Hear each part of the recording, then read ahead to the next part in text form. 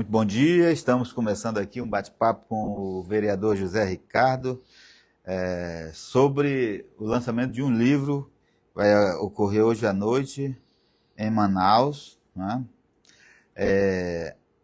Vai ser às 19 horas no auditório da Maromba, ali na Rua da Maromba, Rua né? da Entre a Maromba, Djalma Batista e a Constantino atrás Neri. do Milênio Shopping, né? Sempre é uma referência Exatamente. boa. Ali no colégio também, né? Tem a escola ali que é uma referência. Mas é ali, quem vive a igreja, quem participa da igreja católica sabe onde é a Maromba, porque ali é um local de vários encontros, É né? do lado do seminário São José e do lado da Faculdade Católica. Fica tudo ali junto. Exatamente. E o livro é esse aqui, olha, Lutas e Movimentos Sociais no Amazonas, né? E nós o convidamos aqui para ele falar um pouco sobre essa obra e o que significa esse trabalho, o lançamento desse livro para a história do Amazonas. Bom dia, vereador. Bom dia, Valmir. Bom dia a todos que acompanham aqui a programação.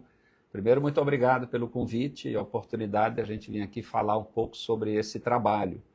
E dizer já antecipadamente que é um trabalho organizado, eu sou organizador do livro junto com a Jane Coelho. Rodrigues Coelho de Azevedo, né? Ela é jornalista e junto com ela nós organizamos os textos, alguns elaboramos, né, conversamos com muitas pessoas para podermos ter esses relatos que estão neste livro. 21 relatos de lutas e movimentos sociais em Manaus e no Amazonas. Alguns mais antigos, da década de 80, e outras mais recentes agora também. Por que fazer esse trabalho, vereador? Olha só, Valmir, eu acho que é muito importante que a gente possa fazer memória à luta de muita gente, ou às lutas que as pessoas participam. Fazer memória, vamos dizer assim, de lutas por causas sociais. Nós tivemos no passado, talvez, uma intensidade maior de participação social, de movimentos, de reivindicações logicamente, de cobranças em relação a políticas públicas. Então, se a gente não relata isso, não escreve, não coloca no papel e também não lembra as pessoas que estiveram, eu diria assim, uma geração presente acaba não sabendo que muitas conquistas que existem hoje foram resultados dessas lutas. Então, exemplo de lutas em relação à saúde, à educação, por exemplo, a questão da cidade, do transporte, a luta das mulheres, a luta por direitos de um modo geral, são lutas de várias formas, em vários momentos, são importantes ter esses relatos e lembrar quem estava envolvido, quem eram os protagonistas, quem eram as pessoas corajosas na linha de frente, lutando para melhorar a educação da cidade de Manaus e do estado do Amazonas. Então, isso que nos moveu, eu e a Jane, da gente poder trabalhar e organizar registros sobre essa diversidade de lutas sociais que nós temos na sociedade. E todas são importantes porque ajudam a melhorar a vida da população. E, portanto, o livro traz um pouco disso. São 21 relatos. Com certeza tem muito mais a ser escrito sobre outras iniciativas importantes também. Quem sabe pode ser até num outro livro. Ele começa aqui, o primeiro texto é do professor Aloysio Nogueira, né? Foi professor da UFAM, está aposentado, e é um dos fundadores do Partido dos Trabalhadores no Amazonas. O Estado e o Movimento Docente no Amazonas, 1979 a 1989. Esse trabalho que abre, esse texto que abre os trabalhos aqui, tem uma importância fundamental nessa luta, né, do movimento que é o movimento de esquerda, né, vereador? No caso, o professor Aloysio Nogueira era uma referência, não só como professor, era rede pública, mas da universidade, e ele esteve à frente dessas lutas de organização dos professores aqui de Manaus e do estado do Amazonas. Primeiro com a associação, né? Associação dos profissionais, de professores, e depois com a criação do sindicato, que é o sindicato que nós temos até hoje, o Sindicato dos Trabalhadores na área da educação, o Sinteam. E ele faz um relato aqui daquelas lutas na década de 70, no final da década de 70, início da década de 80, com a volta da democracia, com a eleição, né, do governador, né, o governador Gilberto Mestrinho retorna também, e ele ganha. E ali os professores, num processo de organização, também lutam pelos seus direitos, pelas condições de trabalho, de salário, mas tem que fazer enfrentamentos, porque o governo acaba não atendendo. Então você tem relatos das chamadas batalhas, né? Batalha do Igarapé, Manaus, as lutas, a perseguição a professores, a greve de fome. Então é relatado aqui que teve greve de fome de professores, professores que foram demitidos, a lista daqueles que estavam encabeçando o movimento começaram a ser demitidos, então perseguições. Então o professor Luiz Nogueira faz um relato, que não é tão amplo, mas ao menos para a gente ter uma ideia de como foi difícil você ter as conquistas que hoje os professores têm em relação a cargos de carreiras, plano de carreira, datas base, etc. Então, esse relato foi muito importante, é um relato histórico e escrito por um historiador, que é o professor Aloysio, que é um professor de História da Universidade Federal. Aqui nós temos um outro texto que é o Serviço de Distribuição e Abastecimento de Água do bairro Colônia Tenho Aleixo. É um texto da Valdelina de Souza Santos Assunção. A Valdelina é professora também. Ela é moradora da colônia Antônio Aleixo e ela fez um registro, um relato aqui, dessa luta pela água, do povo ter o direito à água potável. Uhum. Claro que é uma luta que começa com a Igreja Católica, né? Os primeiros padres que estavam organizando ali na comunidade e a necessidade de água, do acesso à água. Porque todo mundo pegava água do rio, do Igarapé, de Cacimbas, mas ter poços artesianos, fazer a distribuição de água, começou ali, principalmente na década de 70. No livro, inclusive, se registra que o Pelé, o jogador Pelé, nossa grande referência do futebol, esteve em Manaus e esteve lá na colônia. E o Pelé fez uma doação, com esse dinheiro, as irmãs, os padres, construíram o primeiro poço, o poço que existe até hoje lá. Pois é, eu me lembro que o serviço de distribuição de água da Colônia Tenho Aleixo era um serviço em que as pessoas pagavam uma taxa E assim é até hoje. E continua assim? Até hoje. Por quê? Aí, a partir daí, o processo de organização para que a entidade, no caso a associação de moradores, a entidade que pudesse estar administrando isso aí. Isso é até hoje. Hoje a colônia cresceu muito, então são várias comunidades, e está distribuída essa responsabilidade dos poços e a distribuição da água e o pagamento de uma taxa. O que se quer dizer com esse relato? Que é o povo organizado, as entidades da sociedade civil, tocando um serviço de responsabilidade pública, e que está aí até hoje, que talvez tenha que ser modernizado, né, etc., mas não está na mão de setor privado, no sentido de ganhar dinheiro, do lucro. Então, o relato do início dessa caminhada de organização para o serviço de água e também um enfrentamento, porque uma área de poço começou a ser ocupada de forma irregular, com desmatamento, e houve uma reação lá da Associação de Moradores contra, para preservar algo maior, a área do poço, para garantir água de qualidade para a população. Então, esse é um relato muito importante, muito significativo, feito por alguém que é moradora de lá e vivenciou essa caminhada.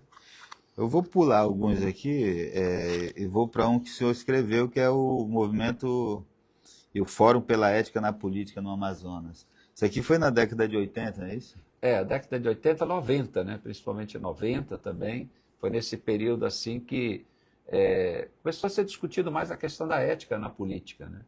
Nós tivemos ações, por exemplo, na época do governador Amazonino Mendes, teve muitas denúncias ligadas à corrupção. Então, o movimento de ética na política, ali naquele momento, se envolveu bastante na cobrança das apurações em relação à corrupção.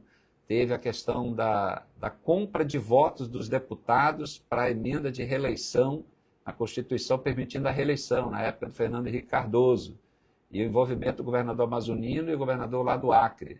Então, isso culminou também em processo de cobrança para que a Assembleia Legislativa do Amazonas tomasse providências em relação a essa situação. Então, é um pouco um relato disso, a partir de fontes que envolvem fontes jornalísticas e reuniões que eram realizadas, ações do Comitê de Ética na Política que se formou com representações da sociedade civil. Então, aí no no texto, se relaciona todas as entidades e pessoas que estavam mais ou menos na linha de frente desse movimento de ética na política. Nós temos até hoje o movimento de combate à corrupção eleitoral. Ele continua ativo. Ele é originário dessa mobilização, dessa época da sociedade, e que a gente faz esse registro aí. Inclusive, no fim da década de 90, teve esse projeto de lei de iniciativa popular para combater a corrupção eleitoral, né, que agora vem sendo, aos poucos, modificado no Congresso Nacional. Você sabe que isso aí foi um movimento nacional, um projeto de iniciativa popular. Quem começou esse projeto de iniciativa popular? Iniciativa popular é uma previsão constitucional onde a sociedade, numa coleta de assinaturas, pode apresentar um projeto de lei. Assim como tem referendo, tem plebiscito e tem iniciativa popular. São as três formas de participação direta da população nos encaminhamentos em relação às decisões do poder. Então, esse foi um dos primeiros projetos que efetivamente foi aprovado, veio da Igreja Católica, mas acabou sendo depois encampado pela sociedade de modo geral. E culminou com a aprovação na modificação da lei eleitoral, que é a Lei 9.840, ela ficou conhecida assim, aprovada em 1999, e que a partir da eleição do ano 2000 já começou a valer. Então, era um instrumento para, vamos dizer, combater a compra de votos e o uso da máquina pública, que, como você bem lembrou, agora recente, estão querendo modificar esta legislação, tentando flexibilizar mais aí e facilitar um pouco nas situações eventuais de compra de votos e crime eleitoral. Mas essa luta local, em Manaus, aqui no Estado, a gente relata um pouco nesse livro aí, que foi muito importante, foi a participação da sociedade na definição de uma lei importante para todo o Brasil. Agora, por ser uma lei de iniciativa popular, ela não poderia, né, pelo menos em tese, não deveria ou não poderia ser modificada pelo Congresso Nacional. Porque a iniciativa, por isso que eu chamo de iniciativa popular, iniciativa de apresentar a proposta, que ela não seria uma iniciativa de um parlamentar ou do executivo, é o que prevê lá. Quanto depois a tramitação, a aprovação, ela depende do Poder Legislativo, porque o Poder Legislativo podia não aprovar, né? Mas se aprovou, tornou-se uma legislação no mundo jurídico normal do Brasil. Então, quem pode modificá-la? Poder Legislativo. A pedido da sociedade, a pedido do próprio Legislativo, a pedido do Executivo, sim. Mas ele tem a prerrogativa constitucional. Talvez por uma questão de princípio, talvez até de ética, deveria ser consultada a população. Você tem razão. Exatamente. Se veio da sociedade a proposta, eu quero modificá-la. Deveria ouvir a sociedade. Só que isso não está obrigatório na legislação e na Constituição. Mas é verdade. Mas porque, na verdade, não é que as leis devem ser rígidas e não serem modificadas. A sociedade muda e, de acordo com as mudanças, acho que a legislação tem que se adaptar. E deve ser assim, eu acho, né? Não o parlamento correr na frente, mas ele correr atrás da sociedade fazendo as mudanças que a sociedade necessita. O problema é que não é assim que funciona, né? Eles estão mudando a lei para se beneficiar. Se beneficiar. Como a PEC da blindagem, que foi esse absurdo da proposta, né, que estava lá no Congresso Nacional, na Câmara, acabou ficando conhecido como a PEC da bandidagem, que era um retrocesso de mais de 20 anos, porque parece que até 2001 ainda havia essa exigência de que um parlamentar federal, para ele ser acusado, para responder processo de crimes, etc., teria que ter uma autorização do Congresso Nacional, no caso da Câmara dos Deputados, para liberar um deputado. Isso foi revogado lá em 2001, se não me engano. E agora, de novo, a ideia de proteger o parlamentar envolvido em crimes. Um absurdo total. Então, assim, a pressão da sociedade fez modificar isso. Então, a PEC da blindagem, ela mostrou como é importante a sociedade estar atento e, muitas vezes, parlamentares estão lá para se proteger, né? E ainda bem que foi derrubado lá no Senado, mas foi sob pressão, porque o povo foi para as ruas. Senão não ia... Inclusive tem essa história, né, de que você deve se eleger sempre para não sofrer um processo mais duro na justiça. O cara foi governador, então ele precisa se eleger senador, senão ele está ferrado, porque depois ele vai ser processado. existe essa Existe essa tese, ideia, né, essa das ideia prerrogativas dos parlamentares federais, mas era assim, quanto à questão de crimes, não dá para aceitar que ele tem que, para ser processado, tem que ter autorização. Porque a pessoa, imaginar, se esteve envolvido em algum crime, então o mandato dele continua. Né? Ele vai ser julgado eventualmente, vai responder processo, vai ser julgado, para no final, se efetivamente, última instância, né, já que vai recorrer, foi julgado, transitado em julgado e, portanto, a partir daí é culpado, aí sim tem consequências quanto ao mandato, tirar o mandato, cassar, etc. Fora isso, ele tem que ser igual qualquer pessoa, responder o processo normal, se defender e tudo mais. Né? Porque quase sempre, primeira questão é que existe uma questão política. Né? Não dá para a questão política agora passar por cima de um crime. Cometeu crime, não importa. Nós vimos agora essa semana que o CNJ condenou o juiz do Amazonas. Mas o que fez? Olha, tirou a função de juiz. Mas qual é a pena? Se aposentar. Então você deixa de ser juiz, está aposentado como juiz. Você não pode mais ser juiz aí. Mas vai receber o salário de juiz. É um prêmio. Mas se ele foi penalizado, essa é a penalização, não ser mais juiz, mas continuar recebendo salário de juiz para toda a vida. Não está certo isso, mas está na legislação. É um incentivo ao crime, né? Aí ele vai trabalhar em outra coisa, ele não pode mais ser o juiz, ele perdeu, né, o fato de ser concursado, juiz, carreira, perde aquilo. Mas não perde não, porque ele continua recebendo salário e não precisa mais trabalhar agora. Se antes tinha que trabalhar como juiz e receber o salário, agora ele não precisa mais trabalhar, mas vai continuar recebendo salário. Isso não é pena de jeito nenhum. Eu me lembro que o Flávio Dino, quando era senador, apresentou um projeto de lei para mudar. Tem há muitos anos, projetos estão lá. Tudo que envolve mexer com o judiciário, as coisas são muito cuidadosas, e boa parte dos parlamentares tem o maior medo de mexer em algo que cutuque o judiciário. Ontem o presidente Lula soltou uma frase dizendo que nunca o Congresso Nacional teve um nível tão baixo como tem agora. Coragem do Lula falar na concorda? Frente do presidente da Câmara dos Deputados. Teve gente dizendo assim, o Hugo Mota ficou calado diante dessa fala do Lula, deveria se manifestar. O senhor acha que o presidente passou dos limites ali ou não? Não, eu acho que o presidente está sendo muito sincero, né, e indignado com o que aconteceu agora. Imagine que foi aprovada a isenção de imposto de renda para quem ganha até 5 mil salários. Foi uma grande conquista, uma proposta do governo, mas que todo mundo votou a favor, porque é altamente positivo para a sociedade. Mesmo quem era de oposição votou a favor, porque realmente é algo necessário.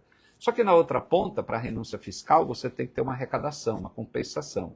E o governo apresentou. Apresentou o quê? Aumentar o IOF para essas instituições que têm altíssimos lucros e com grandes ganhos. Né? Nem aumentar o imposto de forma absurda para cima de bancos, de bets ou de bilionários. Né? Nessas operações. Para uma arrecadação de 17 bilhões. Apenas 17 bilhões. Mas os deputados tiveram a capacidade, a maior parte, a oposição e alguns outros lá, para surpresa, de votar contra essa proposta lá. Olha, sabe quanto é o orçamento da União? É 5 trilhões e meio. E aqui o governo está querendo fazer uma compensação de 17 bilhões. E assim mesmo a turma trabalhou para proteger bilionários e tudo mais. Então são absurdos que quase não entra na cabeça. Então, para o Lula falar isso, é a percepção, né, que está num governo que está tentando dar um norte melhor para o Brasil, e você tem parlamentares que nessa hora, se é para ganhar ponto com a sociedade, como eu acho que todos ganharam com a isenção de imposto de renda, também tem que ganhar pontos políticos cobrando para que aqueles que têm maior capacidade, não estão falando apenas do rico normal, estão falando do super rico, contribuir um pouquinho mais para o país. Apenas isso, chama-se justiça tributária. Não é explorar, não é tirar do rico para dar para o pobre, é justiça tributária. Então, o Lula, ao se manifestar e está preocupado com esse tipo de congresso, porque está preocupado com a população, que acaba sendo prejudicada. Né?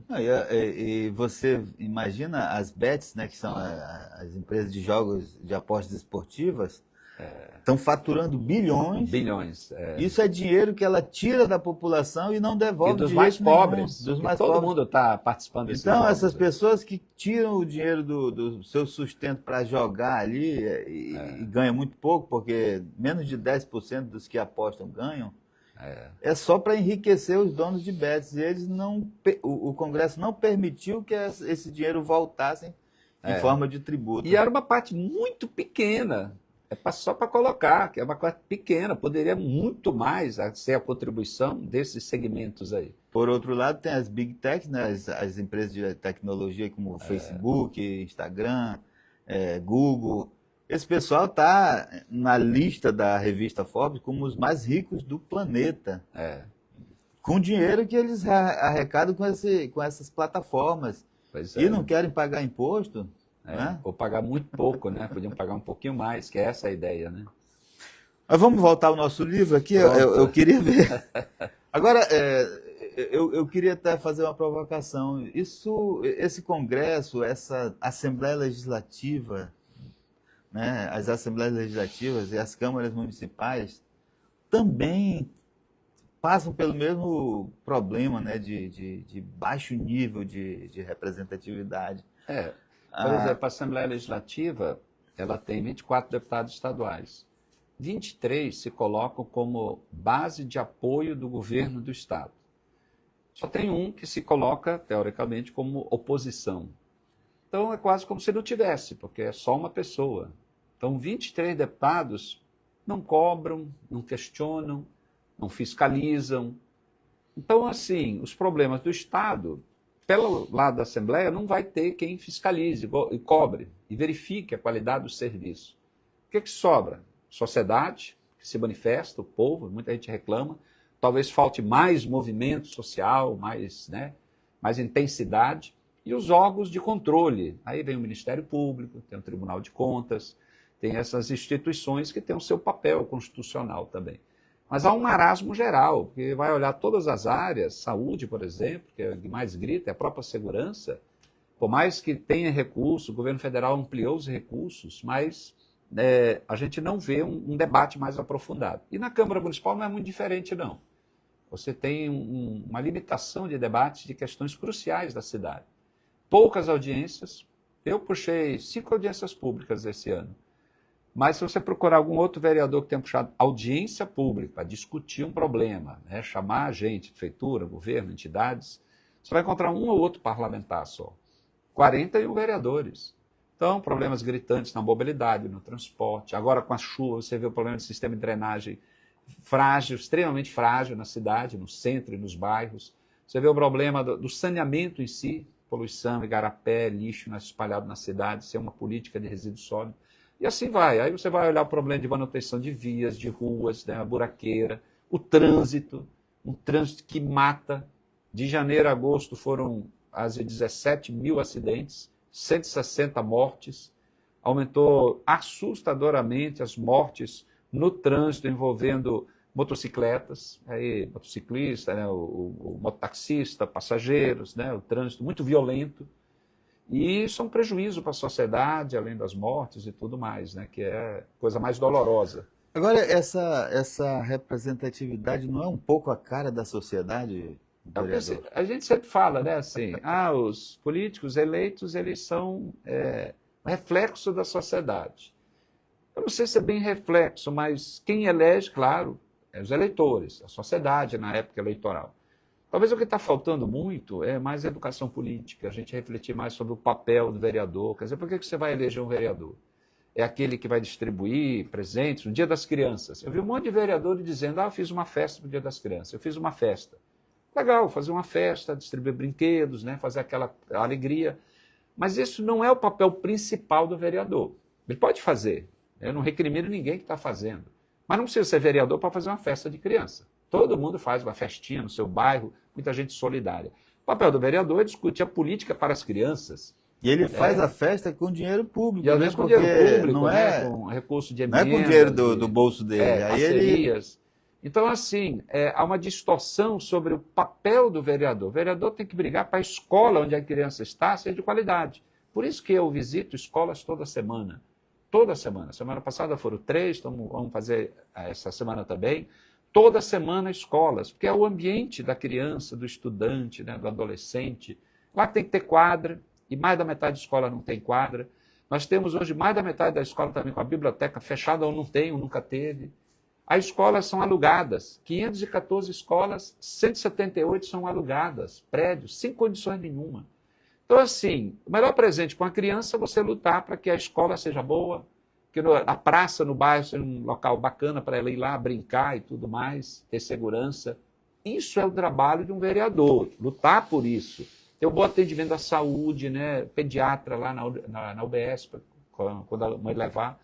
Então, mas é um desafio a população entender como é importante um vereador que lute por essas políticas públicas, e não um vereador que fica distribuindo presentes.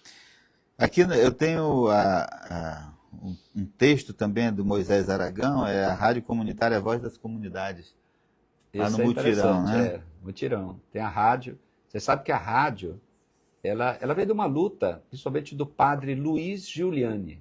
É um padre italiano, ele trabalhou muitos anos em São Paulo, lutou contra a ditadura militar, na época ele estava em São Paulo ainda, e já tinha uma certa idade. Aí atuou aqui em Manaus, lá na região do Mutirão, essa área. E ele foi um dos primeiros a correr atrás, dizendo, olha, nós precisamos ter uma rádio comunitária, seu espaço, a voz das comunidades. E foi uma luta para cima e para baixo, lá tinha uma entidade social chamada Mocossi, né, Movimento Comunitário, e todo regularizado, e conseguiram, junto ao Ministério das Comunicações, essa rádio comunitária. Tanto que ela foi a primeira no Brasil registrada oficialmente como rádio comunitária. Ela não é a primeira rádio comunitária, mas ela é a primeira, é a número 1 no Brasil oficializada.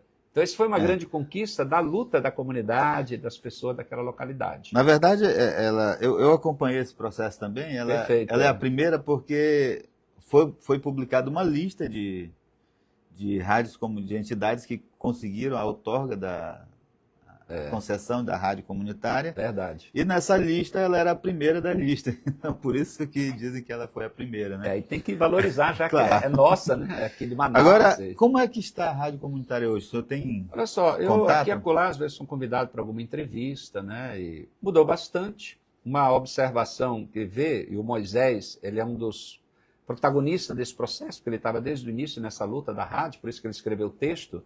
Era assim, a programação da rádio no começo, ela tinha assim, tinha um programa dos idosos, tinha um programa das crianças, tinha um programa dos indígenas, tinha programas, todos assim com os temas mesmo palpitantes do povo, da comunidade, a participação.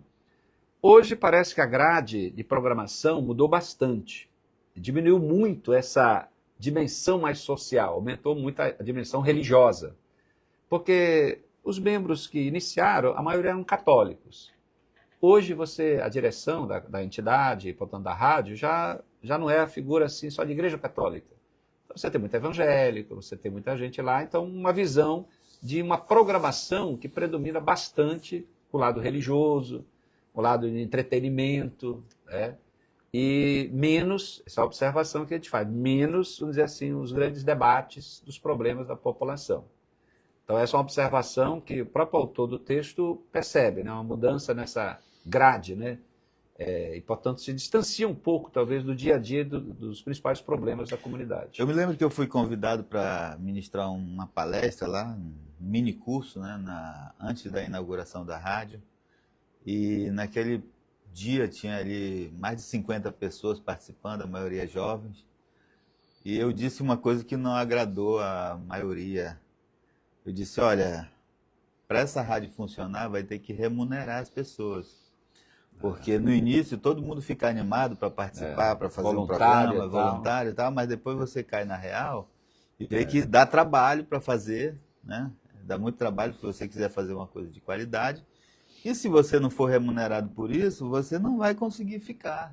Porque você fica treinado, quando você estiver bem treinado, as rádios comerciais vão lhe contratar. Como várias pessoas passaram pela rádio e depois foram contratados por empresas jornalísticas e rádio e até TV, Exatamente. que passaram pela rádio comunitária. Porque, na verdade, nós vivemos numa sociedade capitalista, então tudo tem que ser... Tem que ter uma remuneração, tem que ter, sustento, né, do profissional. Você tem que profissionalizar isso, né? E dentro do... E esse é um problema das rádios capitalista. comunitárias, eu acho que em todo o Brasil, né? Uhum. Tem rádios comunitárias no interior do estado que quem é o dono da rádio é o prefeito, ou é uma igreja mesmo, ora católica, ora evangélica, né? Mas é isso. Então é um pouco dessa luta para essa rádio existir. Bom, aqui nós temos... Eu queria só, para a gente finalizar o nosso bate-papo, porque é bom que as pessoas adquiram o livro, né? Vamos ler depois com mais detalhes. E vejam as histórias que tem aqui, mas essa aqui chama a atenção. Comitê Estadual de Direito à Verdade, Memória e Justiça do Amazonas, o massacre dos Waimiri-Atuari no regime militar. O senhor ajudou a escrever esse texto junto com o Egídio, né, Schwad, que é de Presidente Figueiredo, né, e acompanhou essa luta. Pode falar um pouquinho desse massacre dos Waimiri-Atuari?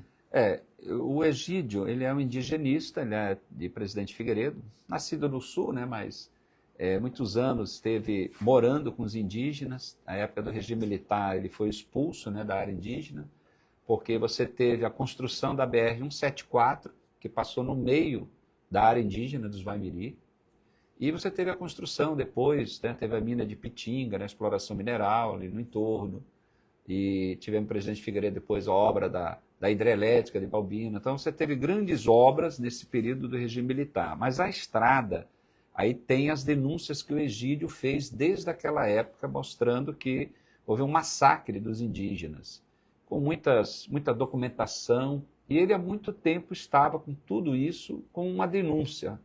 E depois foi transformado, inclusive, num livro. Tem um livro que ele publicou de todo esse material aí.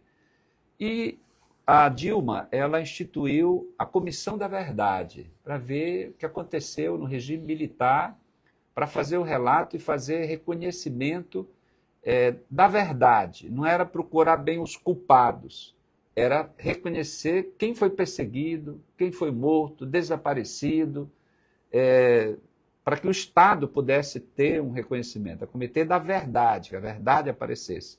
Então foi organizado o comitê no Amazonas, várias entidades, eu participava também, eu era deputado estadual, o Egídio trouxe esse tema para ser discutido no Comitê da Verdade. Tivemos também discussão sobre desaparecidos políticos aqui do Amazonas, tem o Tomás, né, Tomás de Parintins, foi assassinado e foi oficialmente reconhecido, não pelo trabalho feito pelo Comitê do Amazonas, mas já eram relatos que já constavam de outras investigações, e oficialmente está no livro oficial da Comissão da Verdade Nacional, assim como tem um sindicalista, né, também, que oficialmente do Amazonas, no Rio de Janeiro, ele foi assassinado, preso, torturado e tudo mais. Mas o que mais chamou a atenção, o que ficou mais evidente dessas reuniões, no debate, no levantamento feito, é exatamente o massacre dos Waimiri. E a população foi reduzida drasticamente. Hoje já mudou bastante, né? Que teve um projeto aí depois para poder retomar toda aquela área, ela é área protegida, reconhecida como área indígena, parte no Amazonas e parte em Roraima. E tudo isso, então, o Egídio colocou nesse livro e nós colocamos também nesse relato. Ele trouxe esse relato. E a gente fala também de outras informações que nós recebemos no Comitê da Verdade do Estado, relatando vários tipos de perseguições que houveram aqui no Amazonas. Ninguém se aprofunda, mas são informações, relatos foram recebidos, alguns retirados de artigos que foram constituídos naquela época, né, publicados nos meios de comunicação. Então a gente faz esse resgate, mas o principal envolve exatamente esse trabalho do Egídio lá. Ok. Vereador José Ricardo, o lançamento vai ser hoje à noite, né? Então, hoje à noite, 19 horas, da Maromba. Pode fazer o convite aí. Pois é. E a Maromba, que é esse centro de formação da Arquidiocese, que fica atrás do Milênio Shopping. Então, ali é entre a Djalma Batista e também a Constantino Neri. E às 19 horas, vamos ter a presença também de Dom Luiz Soares, o arcebispo emérito de Manaus, que muito daquilo que é registrado aqui no livro aconteceu nesse período em que ele foi arcebispo de Manaus. E ele aparece aqui em alguns relatos também, presente, contribuindo, participando de algumas dessas mobilizações da sociedade. Então, Dom Luiz estava lá. A Ivânia Vieira, professora, doutora, jornalista da Universidade Federal do Amazonas, ela apresentou o livro, vai fazer uma apresentação, mas ela que fez um registro, né, na apresentação, da importância também desse livro, desse relato, dessa memória que é feita em relação à luta de tantas pessoas por direitos, né, e para buscar garantias de direitos para a sociedade. Então, todo mundo convidado que puder estar lá. E a publicação está em nome da editora Valer.